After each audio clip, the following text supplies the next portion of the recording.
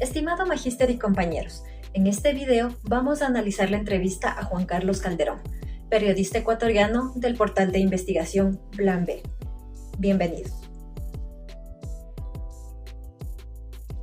Ecuador no tiene élites, ¿sí? O sea, como país. Hay grupos de interés, muchos de ellos muy bien organizados, grupos de interés, grupos de presión, pero yo creo que un país como en las actuales circunstancias del Ecuador no tiene élites.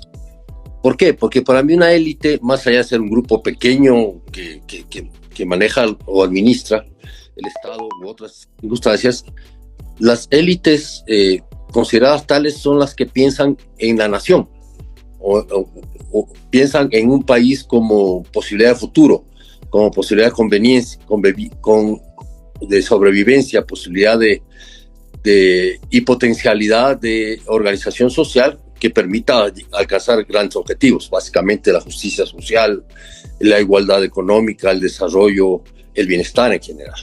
Eso no existe en el Ecuador.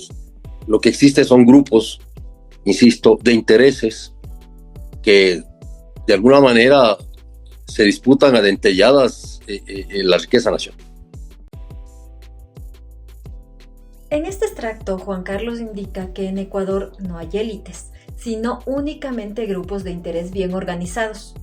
No obstante, autores como Pareto, Mosca y Michels sostienen que la teoría de las élites, que afirma que en todas las sociedades la dirección política, administrativa, militar, religiosa, económica y moral es ejercida por una minoría organizada, es más antigua de lo que comúnmente se cree. Es decir, bajo esta perspectiva, estos grupos de interés bien organizados constituyen de hecho las élites. Enfocándonos en el ámbito político, estas élites se manifiestan en estructuras como el partido oficialista, que está al momento en el poder, encabezado por el presidente Daniel Noboa. Como se mencionaba en el documento de la tarea, el mandatario también forma parte de la élite de un grupo económico predominante, como es el sector bananero. Aquí podemos ver cómo las élites tienen conexiones y parentescos que consolidan su control sobre las fuerzas sociales. Entonces, y estos grupos de intereses, evidentemente, bajo el concepto de el poder verdaderamente existente, ¿no? Que esa es una teoría también, este poder verdaderamente se consolida básicamente en lo económico y cultural, ¿no? Entonces, tú tienes grupos económicos consolidados, podríamos, el SRI menciona unos 100, pero yo creo que básicamente tienen que ver unos 10 grupos económicos familiares que se han consolidado históricamente desde la vertiente oligárquica en algunos casos, otros casos desde la vertiente militar, otros casos desde la vertiente del crimen organizado. Sí, creo que hay que hablar de eso también. Entonces, y hay una disputa de intereses, ¿no es cierto?, por el control, la administración del Estado, pero ¿para qué? Para precisamente administrar la economía criminal. O sea, me parece que hoy estamos viendo claramente eso. O sea, que hay una disputa por la administración de la economía criminal y de las relaciones de esta economía criminal en cuanto a la justicia, a todo lo demás, a la política, etc. Entonces, la respuesta del director de Plan B confirma varios planteamientos centrales de la teoría de las élites. Cuando él señala que el poder real en el Ecuador se concentra en pocos grupos económicos, familiares, militares y crimen organizado, están describiendo lo que Mosca llama la clase política, una minoría organizada que controla el Estado y se impone sobre una mayoría desorganizada. Esta élite no solo gobierna desde lo político, sino que articula su poder con lo económico, lo judicial y lo mediático. Desde Pareto se puede interpretar esta situación como un proceso de circulación de élites, donde distintas élites oligárquicas, militares o criminales compiten entre sí por el control del Estado, sin que el poder salga realmente de las manos de una minoría. Cambian los actores, pero la lógica del dominio se mantiene. Finalmente, Michels ayuda a entender por qué estas élites logran perpetuarse, Las masas, al estar desorganizadas, delegan el poder y permiten que pequeños grupos decidan por ellas. Así el Estado se convierte en un espacio de disputa entre élites que buscan administrar no solo la economía formal, sino también economías ilegales, confirmando que el poder en el Ecuador responde más a intereses de minorías que a una verdadera democracia. Yo creo que hay un bloque hegemónico en este momento, ¿no es cierto?, que yo lo definiría como un bloque agroexportador, ¿sí?, o exportador en general, que contrasta con el Estado, ¿sí?, que en este momento está tomando el Estado, pero siempre ha contrastado con el Estado. El Estado es un pacto social, ¿sí? El Estado es un pacto social, lo rige la Constitución y sus leyes. Pero esta gente intenta y lo logra muchas veces estar por encima de la ley, ¿sí? No hay ley que se cumpla, y si no se cumple la ley de acuerdo a sus intereses, la acomoda, la pone a su servicio.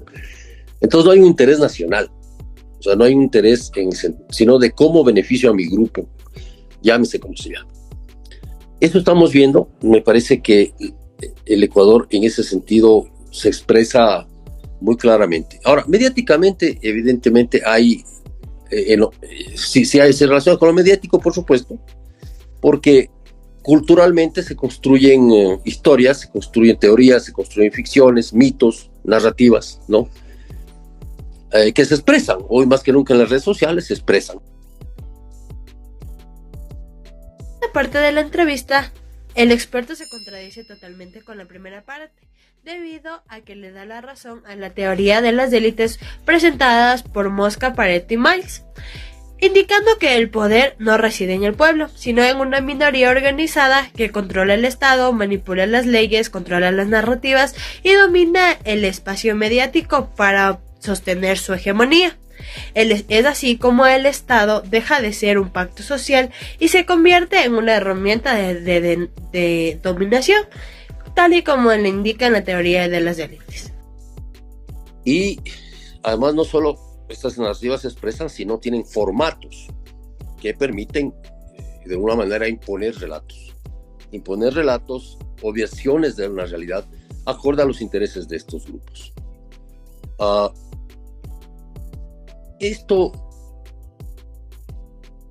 es mucho más, hoy le veo como mucho más horizontal. Antes era mucho más vertical, es decir, estoy hablando de medios, era mucho más vertical, pero con la surgencia de las redes sociales, de la posibilidad tecnológica de expresarse y distribuir mejor los contenidos y más, y yo creo que eso ha caído mucho, o sea, es más horizontal. Sin embargo, el poder y los poderes, lo estamos viendo con este gobierno, colonizan de alguna manera, ¿no es cierto?, los medios, o compran medios, o hacen medios chimbos, o extorsionan a medios con la publicidad, ¿no es cierto?, y para intentar imponer un relato. En el fondo, yo creo que es una pelea también cultural, ¿sí?, que es un eje que muy poco se ve ni se analiza. El eje cultural, me refiero a todo lo que es humano y todo lo que expresa nuestras emociones, nuestro conocimiento y cómo convivimos en ese sentido.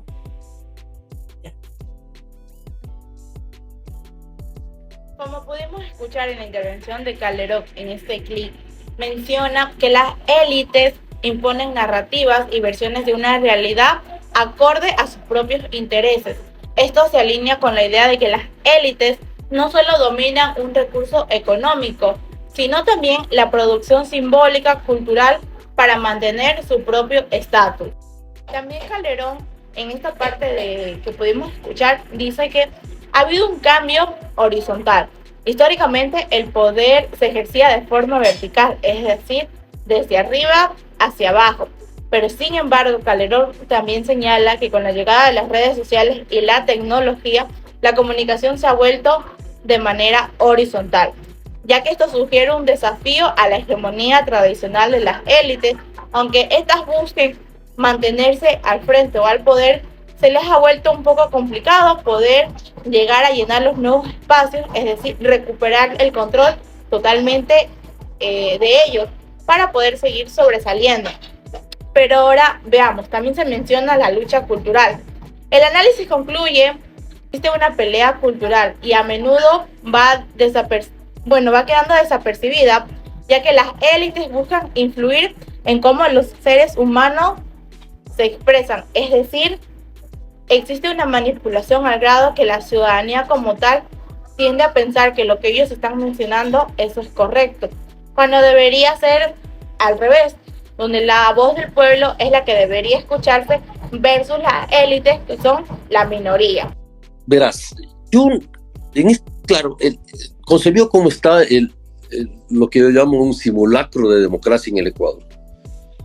Una mentira colectiva que nos hacemos es que se imponen en el país, de acuerdo a sus intereses, el presidente que quieren o el presidente que no quieren, ¿sí?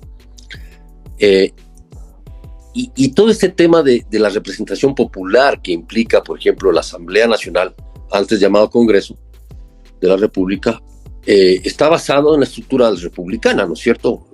Los poderes que se controlan los unos a los otros. Pero eso no funciona en la práctica. Yo creo que en ningún país funciona, pero en el Ecuador particularmente lo que creo que sucede es que hay vasos comunicantes, ¿no es cierto?, que permiten imponer ciertos controles. Por ejemplo, en el Ecuador ha sido creo que históricamente una tara, el control de la justicia, ¿sí?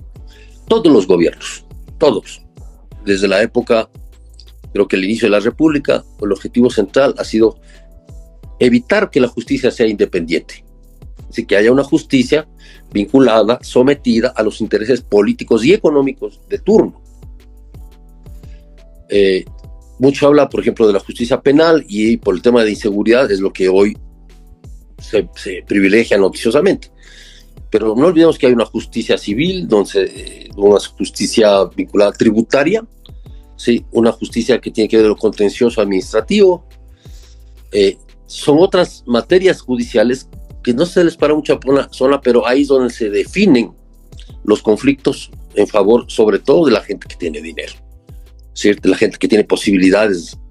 Entonces, controlar la justicia implica eso. Lo estamos viendo, o sea, nosotros vivimos en vivo y en directo como la pelea por el Consejo de la Judicatura, ¿no es cierto? El tema de ayudar en este momento a la economía criminal, o ponerse al servicio de las economías criminales, etcétera, etcétera. Entonces, en ese sentido, la ciudadanía como tal permanece muda, no siempre, alguna gente habla, reclama, presiona, denuncia, pero en general la gente pretende desentenderse de lo público, de la política. Si eso no es mi asunto, no me quiero meter en problemas, lo público, y nadie se responsabiliza por sí mismo de lo público. ¿Qué es lo político? El poder, o sea, como el ejercicio del poder y el control del poder. Entonces, a mí me parece que hay una forma de mirar las cosas a veces en... El entrevistado Juan Carlos Calderón niega que las élites sean el motor exclusivo de la historia. Él nos afirma que la ciudadanía y los movimientos sociales tienen esta capacidad de agencia y que reducir todo a élites invisibiliza la participación democrática. También él cuestiona la idea de que las masas apáticas o incapaces, sugiriendo que la opinión pública puede presionar y transformar la agenda política y también mediática. Él nos cuestiona la idea de que las masas sean apáticas o incapaces, sugiriendo que la opinión pública puede presionar y transformar la agenda política y mediática. También aquí se logra distanciar de la visión pesimista de Mosca y Michels, que van al sufragio y a la participación como ilusiones manipuladas. El entrevistado aquí nos presenta una visión más democrática y participativa, que se acerca a las críticas modernas de las teorías de las élites, mientras que los autores como Pareto, Mosca y Michels subrayan la inevitabilidad del dominio minoritario. Él también nos plantea que la opinión pública y los movimientos sociales sí pueden romper esta lógica, influyendo en la agenda mediática y política, ya que esto logra conectar con la teoría de la agenda setting de Arouget, que reconoce que los medios jerarquizan estos temas, pero también que la sociedad puede disputar de esta agenda. Es así como el entrevistado parece alinearse con esta perspectiva, donde no todo está determinado por las élites, sino que la ciudadanía puede intervenir en qué se puede discutir y cómo se logra transformar esta realidad pública. Forma de mirar las cosas a veces en que creemos, ¿no es cierto?, que podemos tomar decisiones que no podemos tomar como ciudadanos. Podemos opinar, podemos presionar, podemos denunciar, pero al final del día las decisiones se toman en lo político, ¿sí? A menos que la ciudadanía organizada tome una opción política, es decir, unas movilizaciones, protestas, derecho a la resistencia, todo lo que este gobierno quería evitar con una constituyente. Para las élites, en este momento, la ciudadanía carece de derechos efectivos. ¿Sí? La ciudadanía no tiene derecho a decidir, la ciudadanía no tiene derecho a opinar sobre las decisiones económicas. La ciudadanía, por eso tiene representaciones, se supone, en la Asamblea Nacional. Pero la Asamblea Nacional no representa a la ciudadanía. En este momento, y muy poco ha representado por lo general a los liderazgos políticos. El Ecuador tiene una historia muy de cacicazgo político, mucho, ¿sí? Es decir, es el jefe, dueño, propietario y gerente propietario del partido político, ¿ya? Hay muy poca democracia en los partidos para decidir, por ejemplo, candidaturas. Hoy ya se ha llegado a la obscenidad de la compra-venta de candidaturas. Entonces, ¿de qué representación estamos hablando? Popular, ninguna. Si un tipo va y te pone $1 millón por encabezar la lista de diputados nacionales, ¿a quién estás representando? Al que le puso $1 millón, pues, no al que votó por él, ¿sí? Entonces, el problema de la democracia no está en el voto, está en por quién votas, cuál es tu representación, ¿ya? Entonces, yo creo que ese es un tema muy poco discutido también en el país, el tema de la democracia como una forma de representación popular. Para comenzar con el análisis del video, es importante destacar que en Ecuador queda claro que la ley de hierro de Michels se cumple en nuestros partidos políticos, ya que cuando el video menciona que una candidatura se compra por $1 millón, vemos que el representante no responde al votante, sino a la élite económica quien lo financió. Y esto vacía de contenido a la opinión pública, porque el voto se vuelve un trámite formal para legitimar una decisión que la élite ya tomó de manera privada. También es importante destacar lo que dice sobre la ciudadanía, que carece de derechos efectivos para decidir sobre lo económico, y solo le queda la resistencia, o en este caso mencionado también las movilizaciones. Y esto nos conecta directamente con lo que tratamos en clase sobre Tartakovsky, sobre la acción colectiva, ya que si la democracia representativa es mentirosa, ¿por qué el ciudadano se desentiende después de votar? La calle parece ser un espacio único físico, donde la opinión pública puede intentar romper este cerco de la élite. Y entonces, también es mentirosa porque la gente vota y se desentiende, ¿no?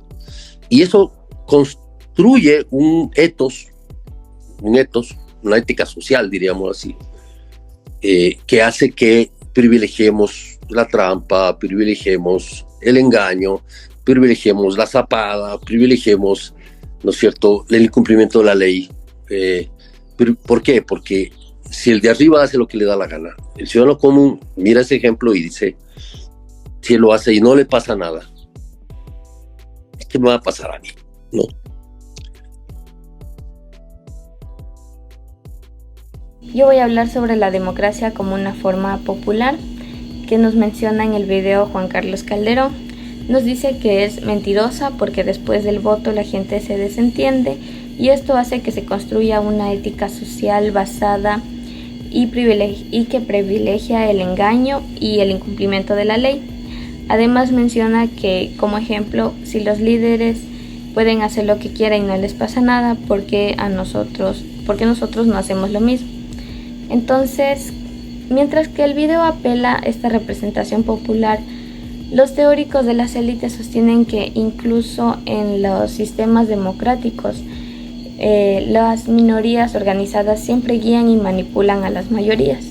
Incluso Mitchell nos advierte que en toda organización, por más democracia que exista, siempre terminará convirtiéndose en una oligarquía donde los líderes terminen persiguiendo sus propios intereses.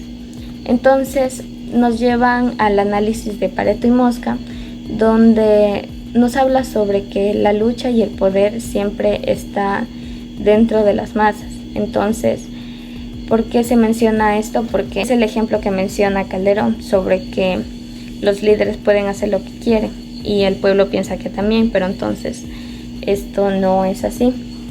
Y ahí es donde explica la desconexión o el desequilibrio que tiene esta democracia, ya que menciona que en el video lo trata de mencionar no como un error del sistema, sino como una desconexión, ya que esta es una característica común de las organizaciones.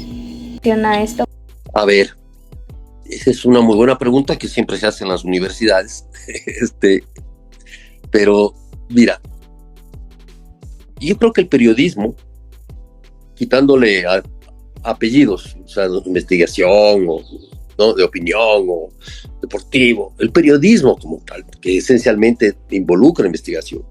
Pero digamos que hay una especialidad del periodismo de investigación que tiene que ver con el control, la denuncia de violaciones de derechos humanos, abusos de poder, corrupción del tesoro público, etcétera, etcétera. Es cierta especialidad. Yo creo que trabaja o debe trabajar para la gente. ¿A qué me refiero? El conocimiento de lo que está pasando y de lo que pasa. Como podemos entender el análisis de Juan Carlos, donde nos dice claramente que los medios de comunicación como tal deberían trabajar para la gente. ¿De qué forma? Informando de manera correcta y eficiente. Esto va a generar un empoderamiento y que la gente esté bien informada. Aunque Pareto también nos indica que las grandes élites, o al menos en nuestro país, les conviene que la gente se mantenga ignorante, recibiendo información falsa, adulterada. ¿Esto qué genera? Que no conozcan lo que realmente está pasando en nuestro país. Un claro ejemplo de élite, la familia Lazo. Guillermo Lazo, un expresidente, un empresario, banquero, él y su familia. El conocimiento de lo que está pasando y de lo que pasa empodera a la gente. ¿Sí? Le da poder a la gente. Porque las personas, o sea, muchas élites en muchos países del mundo, y no, el Ecuador no es la excepción, esperan una ciudadanía y una sociedad ignorante. Esperan una sociedad desinteresada, indolente e ignorante de los temas y los problemas que hay en los países. ¿Sí? Pero, ha habido ejemplos recientes en el Ecuador, por ejemplo, el no, en el último plebiscito, en la última consulta, la victoria del no, implica una derrota de esas élites, ¿sí? Que pensaron que podían manipular constantemente al ciudadano. Yo creo que cada vez más el ciudadano se informa, no solo por las opiniones a las que tiene acceso divergentes, sino también gracias al periodismo de investigación. ¿Sí? Entonces, el periodismo de investigación, la función creo que es... El conocimiento empodera a la gente. Bueno, aquí Calderón parte de una idea central. Dice que el conocimiento es poder y esto se va conectado directamente con Pareto y Mosca, en donde las élites mantienen el poder porque poseen información y organización superior. En el compilado se dice que la élite actúa con razón y conocimiento, mientras que la masa opera más desde el sentimiento. Y aquí Calderón plantea lo contrario. Él dice que cuando la ciudadanía accede a más conocimiento, la simetría se rompe. Porque muchas élites en muchos países operan una ciudadanía ignorante. Esto coincide perfectamente con Pareto. La élite necesita masas ignorantes para no oponérsela.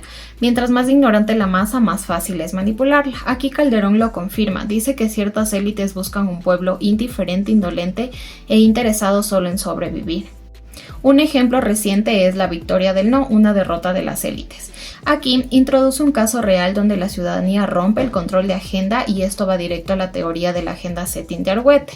Cuando las élites y los medios tratan de imponer un encuadre, lo hacen desde su poder de agenda, pero Calderón muestra que el público ahora puede desafiar esa agenda porque no solo recibe un encuadre, sino múltiples fuentes.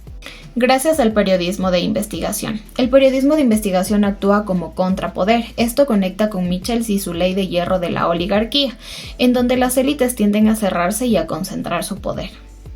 El ciudadano se informa, no solo por las opiniones a las que tiene acceso divergentes, sino también gracias al periodismo de investigación. ¿Sí? Entonces, el periodismo de investigación, la función creo que es también ponerle límites al poder o a los poderes. Cuando hablo de poder, no solo estoy hablando del poder político del presidente de la República o del Congreso. También hay un poder militar, hay un poder eclesiástico, hay un poder de los choferes, ¿no es cierto? Hay un poder, etcétera, etcétera, municipal, ¿sí? Hay un poder del crimen organizado, ¿sí? Que se expresa violentamente. Entonces la denuncia constante, que es legítima, que es necesaria en una sociedad como la nuestra y en todas las sociedades. Yo creo que ese papel es mostrarle a la gente lo que está pasando y por tanto trabajar para la gente, ¿no? Creo que ese es el gran papel que tenemos para construir no solo una sociedad democrática, una sociedad libre, sobre todo. Creo que el conocimiento te otorga libertad para decidir, para escoger, para opinar, para tomar posiciones, ¿sí? Para actuar frente a los hechos, etcétera, etcétera. Creo que cabe mucho en la ciudadanía, en los lectores, en los televidentes, en los seguidores de los medios, de las redes sociales, siempre estar atento a la información, contrastar la información, relacionarla, pero sobre todo contrastarla, ¿no? Un papel ahí es importante. La prensa como tal, en general, en el deber ser de la prensa está precisamente trabajar para la gente, para los intereses de las personas. Y eso crea un conflicto con el poder. Básicamente eso. Perfecto, Juan Carlos. Muchas gracias. Ha sido un gusto platicar con usted. Con mucho gusto. Gracias. Gracias. Hasta luego. La teoría de las élites plantea que en toda sociedad existe una minoría organizada que concentra el poder y una mayoría que, aunque sea superior, no toma las decisiones importantes. Eso es lo que se observa en la entrevista. Los procesos sociales y políticos no son dirigidos por la masa, sino por grupos específicos que tienen mayor control y organización. Para Pareto, la élite no gobierna solo a través de la fuerza, sino del manejo de las emociones de la población. En la entrevista identificamos cómo los mensajes y los discursos apelan a los sentimientos de la ciudadanía, lo que facilita la aceptación del poder y aminora el cuestionamiento crítico. Por otro lado, Mosca nos dice que incluso en sistemas democráticos el poder real sigue estando en manos de una minoría organizada. En esta parte de la entrevista se refuerza la idea de mostrar que, aunque exista participación ciudadana, las decisiones importantes ya han sido previamente estructuradas por grupos de poder. Entonces podemos ver que la democracia no elimina la dominación de élites, sino que la legitimiza a través de nuevos mecanismos simbólicos y comunicacionales.